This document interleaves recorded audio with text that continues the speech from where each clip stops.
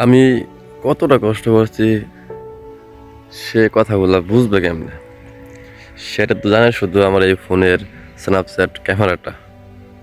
আমার সুখে দুঃখে বিপদ আপদে অনুভূতিগুলো আসলে তো আমি শুধু এই ক্যামেরায় বন্দি করে রাখছিলাম।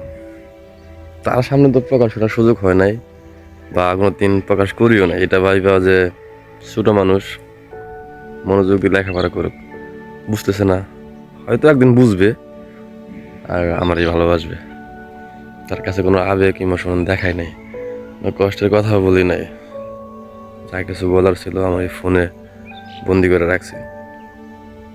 যদি কোনো দিন আমার ফোনটা সে হাতে নেয় বা এই স্ন্যাপচ্যাট ক্যামেরায় ঢুকে, তাহলে বুঝতে পারবে তার জন্য কতগুলো কথা, কত কষ্ট, কত আবেগ জমা করে রেখে দিছি।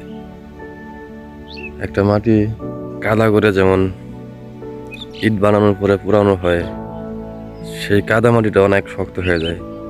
তারপরে শত পানি দিয়ে ভিজিয়ে রাখলেও সে আবার কোনোদিন কাদামাটি হয় না। হয়তো একটু নরম হয়, কিন্তু সে আগের কাদামাটি হয় না। ওরকমই যৌবনের সময় সে আমারে অনেক কষ্ট দিছে, অনেক কান্না করাইছে।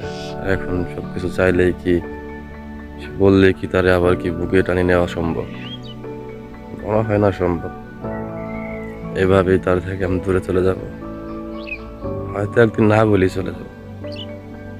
তবুও ভালো থাক বেঈমানের গোষ্ঠীটা, সুখী হোক।